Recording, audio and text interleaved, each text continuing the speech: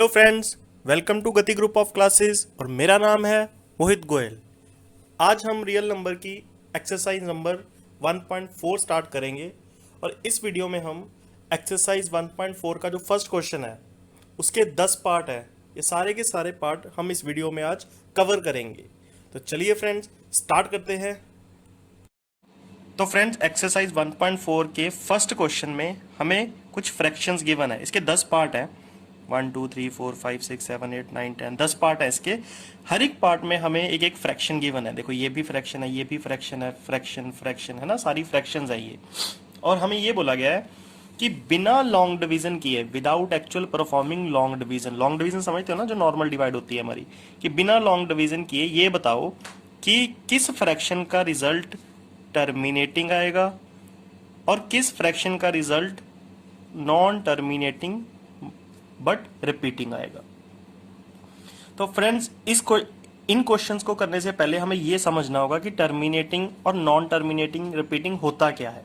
ठीक है, तो ये पहले समझते हैं, फिर ही क्वेश्चन अटेम्प्ट करेंगे हम। तो कॉन्सेप्ट क्या है इसका? फ्रेंड, जब भी हम किसी फ्रैक्शन को सॉल्व करते हैं, फ्रैक्शन मतलब पी बाई क्यू की फॉर्म में, जब भी हम किसी फ्रैक्शन को सॉल्व करेंगे, जैसे ये फ्रैक्शन है, जैसे ये फ्रैक्शन है, अगर हम इसकी लॉन्ग डिवीजन करेंगे, वैसे क्वेश्चन में हमें मना किया है कि लॉन्ग डिवीजन नहीं करना, बट मैं आपको वैसे बता रहा हूँ समझाने के लिए कि जब भी हम किसी फ्रैक्शन की लॉन्ग डिवीजन करते हैं तो आंसर दो तरह का ही आता है, या तो टर्मिनेटिंग आता है या नॉन टर्मिनेटिंग बट रिपीटिंग। कैसे? जैसे सपोज मैंने एक एग्जांपल ली, आप ले लो एग्जांपल, जैसे 81/3 है, 81/3। अब चेक करते हैं इसका रिजल्ट टर्मिनेटिंग आएगा या नॉन टर्मिनेटिंग बट रिपीटिंग। मैंने किया 81 को 3 से डिवाइड, तो ये कितने पे गया? 2 पे गया, 6 आ गया, फिर 2 आ गया, फिर 1 आ गया, 3 7 21, रिमाइंडर आ गया 0। क्या फ्रेंड्स हम इसको आगे सॉल्व कर सकते हैं? नहीं कर सकते। इसका रिमाइंडर 0 आ गया, अब आगे तो डिवाइड होगा नहीं, तो मतलब क्या हुआ, इसका जो क्वोशंट है वो टर्मिनेट हो गया। इसको आगे तो नहीं लिख सकते ना, क्योंकि रिमाइंडर ही 0 आ गया, आगे कोई डिजिट कैसे लिख सकते हैं हम? तो इसका जो क्वोशंट है वो टर्मिनेट हो गया। तो ये कौन सी डेसिमल एक्सपेंशन हुई, कौन सा फ्रैक्शन हुआ ये, या फिर ये बोल सकते हैं कौन सी एक्सपेंशन हुई? टर्मिनेटिंग। इसको बोलते हैं हम टर्मिनेटिंग। जैसे एक और एग्जांपल ले लो, एग्जांपल आप ले लो, जैसे 129 को आपने 2 से डिवाइड किया। चलो देखते हैं डिवाइड करके क्या होता है। 129, 2, 2 6 12, 9 आ गया, फिर 2 4 8, 1, फिर डेसिमल लग गया ऊपर 0, 2 5 10, रिमाइंडर आ गया 0। क्या हम इसको आगे सॉल्व कर सकते हैं? क्वेश्चन में कोई और डिजिट लिख सकते हैं? नहीं लिख सकते, क्योंकि रिमाइंडर ही 0 आ गया है ना, ये तो कंप्लीटली डिवाइड हो गया। तो जब रिमाइंडर 0 आ जाए, जब रिमाइंडर 0 आ जाए, है ना, तो उस डेसिमल एक्सपेंशन को, जो क्वोशंट वाला एक्सपेंशन होता है, क्वोशंट की जो एक्सपेंशन होती है, जो क्वोशंट में नंबर होता है, उस नंबर को हम क्या बोलते हैं? टर्मिनेटिंग। ये टर्मिनेट हो गया, आगे सॉल्व नहीं हो सकता ये। ठीक है, अब देखते हैं नॉन टर्मिनेटिंग बट रिपीटिंग की एक एग्जांपल। बड़ी सिंपल सी एग्जांपल लेते हैं ताकि आपको समझ आ जाए इजीली। जैसे मैंने 10 को 3 से डिवाइड किया, देखते हैं करके क्या होता है। 10 को मैंने 3 से डिवाइड किया, तो 3 3 9, 1 ऊपर लग गया पॉइंट, फिर 0, 3 3 9, फिर 1, फिर 0, फिर 3 पे गया, फिर 9, फिर 1, फिर 0, फिर 3 पे गया, फिर 9। ये ऐसे ऐसे चलता जाएगा। क्या ये कंप्लीटली डिवाइड हुआ? नहीं हुआ। इसका रिमाइंडर आपके पास कभी भी 0 नहीं आएगा, और ये जो क्वोशंट है वो चलता जाएगा ऐसे ऐसे करके, ये नंबर चलता जाएगा आगे, है ना। तो ये क्वेश्चन कभी टर्मिनेट नहीं होगा, कभी खत्म नहीं होगा। जैसे यहाँ पे हमारा क्वेश्चन टर्मिनेट हो गया था, खत्म हो गया था, यहाँ पे टर्मिनेट हो गया था, खत्म हो गया था, लेकिन यहाँ पे ये क्वेश्चन जो है कभी खत्म नहीं होगा। बट ये एक चीज नोट करो, इसमें ये रिपीट हो रहा है 3.33333, है ना। तो जब रिमाइंडर 0 ना आए और क्वेश्चन जो है कभी खत्म ना हो और वो रिपीट हो रहा हो, तो उस तरह की एक्सपेंशन को हम बोलते हैं, वो कौन सी एक्सपेंशन, नीचे लिख देता हूं मैं, वो कौन सी एक्सपेंशन होगी? ये टर्मिनेट नहीं हो रहा, इसको बोलेंगे हम नॉन टर्मिनेटिंग, बट ये रिपीट हो रहा है ना, बट ये रिपीट हो रहा है, तो हम इसको बोलेंगे नॉन टर्मिनेटिंग बट रिपीटिंग। तो फ्रेंड्स एक बार और समझ लो कि जब भी हम किसी फ्रैक्शन को सॉल्व करेंगे, कोई भी फ्रैक्शन हो, कोई भी, जो भी आपके माइंड में हो, किसी को भी सॉल्व करके देख लेना, आपके पास रिजल्ट या तो टर्मिनेटिंग आएगा या नॉन टर्मिनेटिंग बट रिपीटिंग। उसके अलावा आपके पास कोई रिजल्ट नहीं आएगा। मैंने आपको टर्मिनेटिंग की एग्जाम्पल भी बता दी, आपको नॉन टर्मिनेटिंग बट रिपीटिंग की एग्जाम्पल भी बता दी। बट यहाँ पे हमने गेस कैसे किया, हमने लॉन्ग डिवीजन से बताया कि आंसर टर्मिनेट आ रहा है या non terminating but repeating. But हमें जो एक्सरसाइज 1.4 में बोला गया है वहां पे तो उन्होंने बोला है कि आपने वहां पे फ्रैक्शन तो दी हुई है, बट उन्होंने मना किया है कि आपने लॉन्ग डिवीजन नहीं करनी, है ना। बिना लॉन्ग डिवीजन की आपने ये बताना है कि आंसर टर्मिनेटिंग आएगा या नॉन टर्मिनेटिंग बट रिपीटिंग। तो फिर ये कैसे बताएं, है ना। बड़ा सिंपल है, बड़ा सिंपल है। हमें सिर्फ 3 स्टेप ध्यान रखने हैं। जैसे मैंने यहाँ पे फर्स्ट क्वेश्चन लिखा है, ये देखो फर्स्ट क्वेश्चन फर्स्ट क्वेश्चन है 13/3125। मैंने यहाँ पे लिखा है, इसको सॉल्व करके बताता हूँ आपको कि बिना लॉन्ग डिवीजन किए हम कैसे बताएंगे कि इसका आंसर टर्मिनेटिंग आएगा या नॉन टर्मिनेटिंग बट रिपीटिंग। हमको सिर्फ ये 3 स्टेप फॉलो करने हैं। सबसे पहला step, prime factorisation of numerator and denominator. सबसे पहले न्यूमिनेटर और डिनोमिनेटर की प्राइम फैक्टराइजेशन। 13 की प्राइम फैक्टराइजेशन तो 13 ही हो जाएगी। 3125 की हम देखते हैं क्या होगी।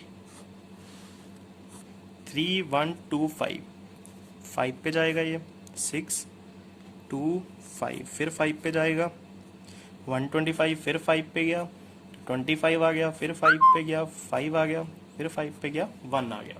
तो इसकी प्राइम फैक्टराइजेशन क्या हुई, 5 इंटू 5 इंटू 5 इंटू 5 इंटू 5। ठीक है, या इसको मैं ऐसे भी लिख सकता हूं 13/5⁵.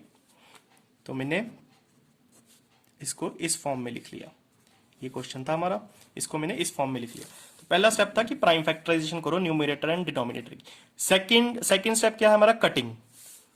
इन दोनों की कटिंग हो रही है। कटिंग ऊपर 13 है नीचे 5 है, तो कटिंग तो हो नहीं रही। ठीक है, तो कोई बात नहीं, अगले स्टेप पे चलते हैं।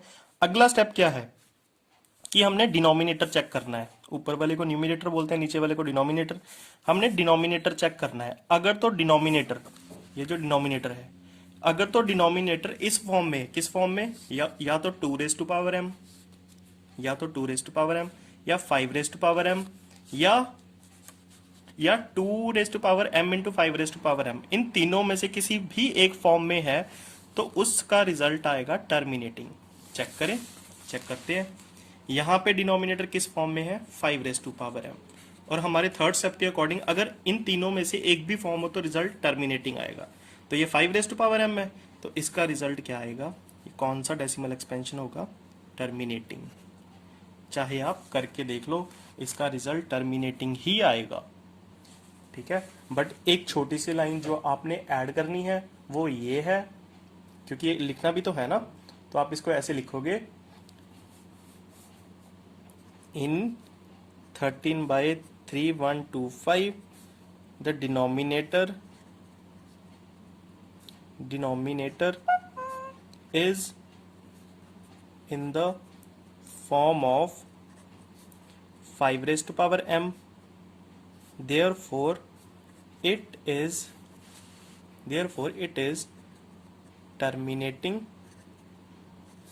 Decimal expansion. बस आपने ये लाइन ऐड करनी है, बाकी एज इट इज आप इसका सोल्यूशन ऐसे ही लिखोगे। ठीक है, ठीक है फ्रेंड्स। देखते हैं हमारा नेक्स्ट क्वेश्चन। नेक्स्ट क्वेश्चन है हमारा 17/8।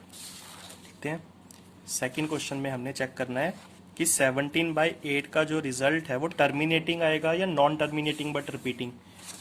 सबसे पहले वही 3 स्टेप फॉलो करेंगे हम। पहला स्टेप है कि prime factorisation of numerator and denominator.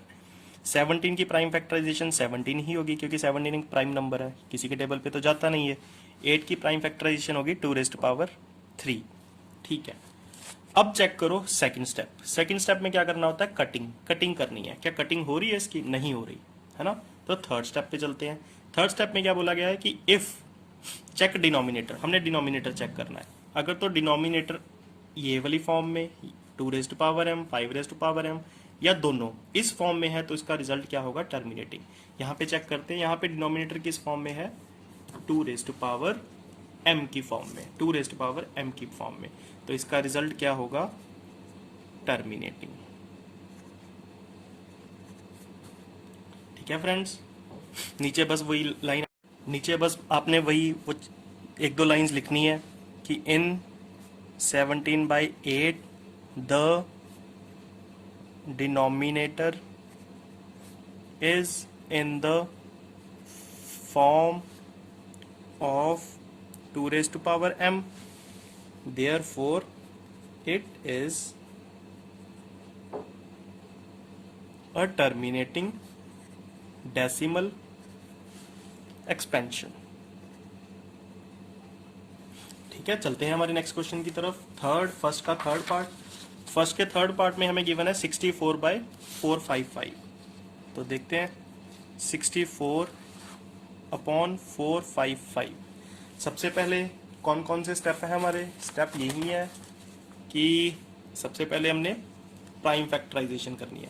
तो प्राइम फैक्टराइजेशन कर लो 64 की, कितनी आएगी?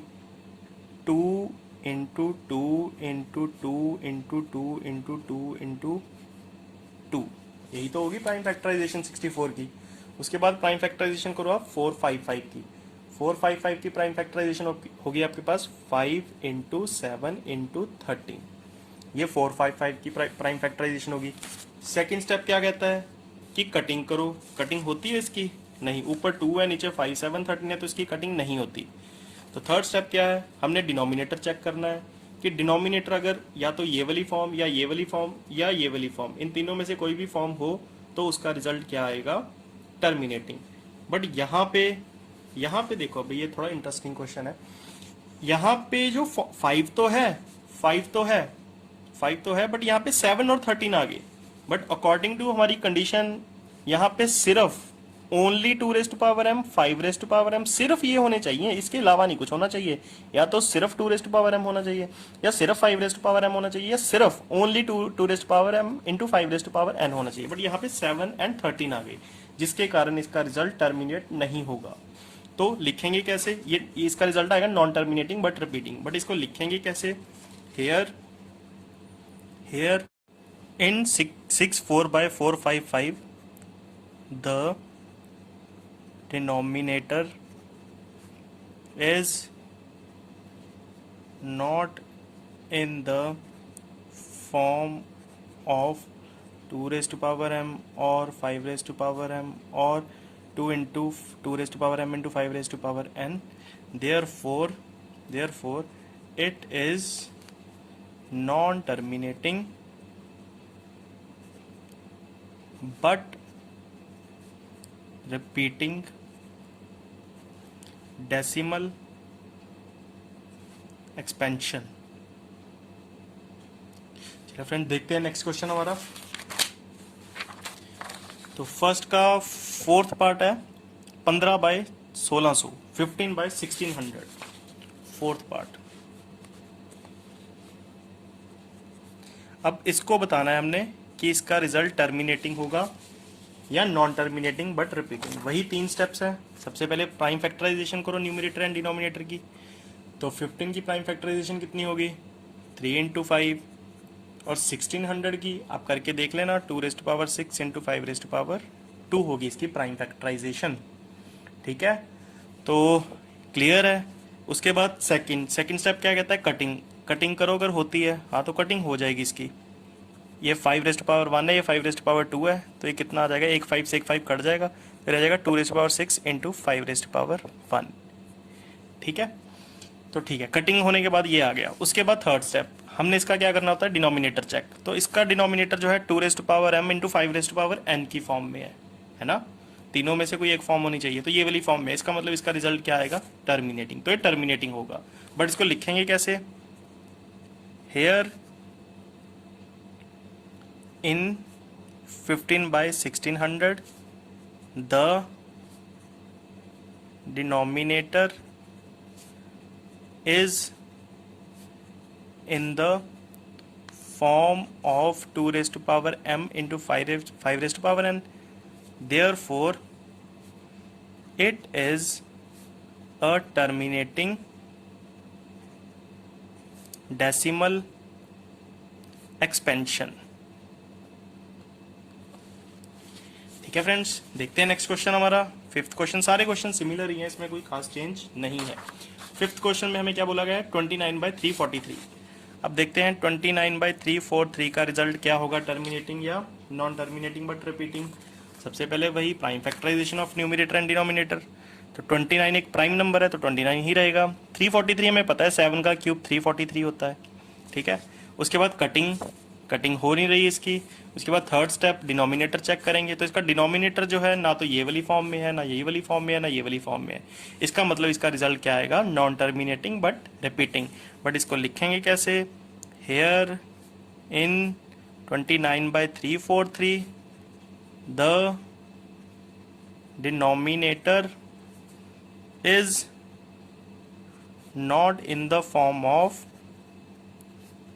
2 raised to power m, 5 raised to power m or 2 raised to power m into 5 raised to power n.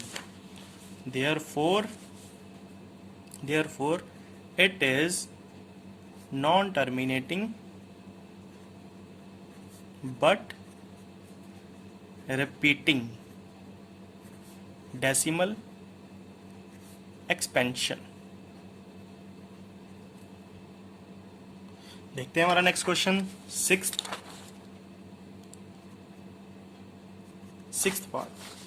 Part क्या गिवन है, 23/2 raised to power 3 into 5 raised to power 2। 23/2 raised to power 3 into 5 raised to power 2। तो देखते हैं इसका result क्या होगा। सबसे पहले वही prime factorisation of numerator and denominator, ये ऑलरेडी प्राइम फैक्टराइजेशन हुई है क्योंकि 23 प्राइम नंबर है, वो 23 ही रह जाएगा। नीचे प्राइम फैक्टराइजेशन ऑलरेडी उन्होंने हमें पहली करके दे दी। उसके बाद देखेंगे कटिंग, कटिंग हो रही है, कटिंग नहीं होगी। ऊपर 23 है, नीचे 25 है, तो कटिंग नहीं होगी। उसके बाद बेस चेक करना है, इसका बेस जो है इस फॉर्म में है, तो इसका मतलब इसका रिजल्ट आएगा टर्मिनेटिंग। इसको लिखेंगे कैसे, वही 2-3 लाइनें, hair 23/2 raised to power 3 into 5 raised to power 2 is here in 23/2 raised to power 3 into 5 raised to power 2 the denominator is in the form of 2 raised to power m into 5 raised to power n. Therefore it is a terminating decimal expansion।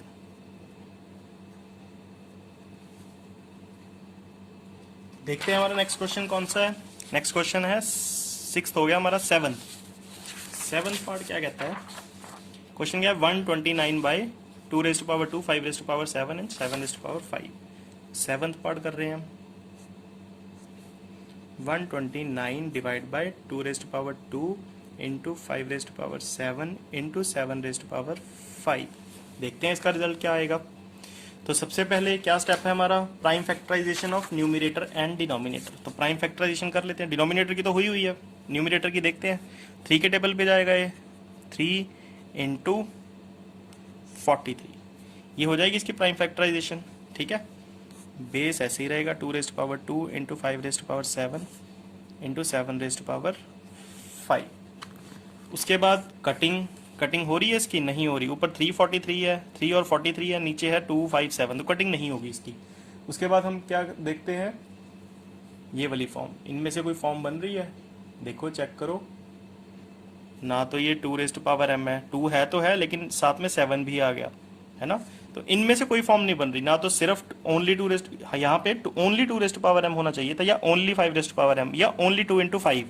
यहाँ पे 7 आ गया, 7 ने काम खराब कर दिया, इसलिए ये टर्मिनेटिंग नहीं होगा, ये टर्मिनेटिंग नहीं होगा। इसका आंसर होगा non terminating but repeating. But लिखेंगे कैसे, here in 129/2 raised to power 2 into 5 raised to power 7 into 7 raised to power 5 the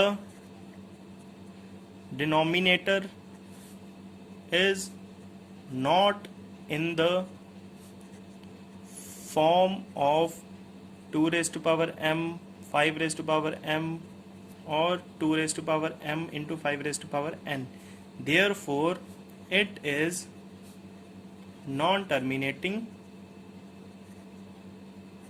but repeating decimal expansion. देखते हैं हमारा नेक्स्ट क्वेश्चन, एट्थ क्वेश्चन।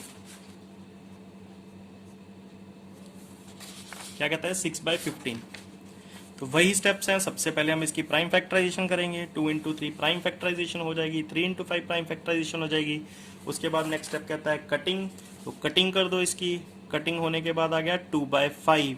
उसके बाद हम चेक करते हैं बेस, बेस किस फॉर्म में है 5m की फॉर्म में, क्योंकि ये 5/1 है ना, तो ये 5m फॉर्म होगी, तो इसका आंसर आएगा टर्मिनेटिंग।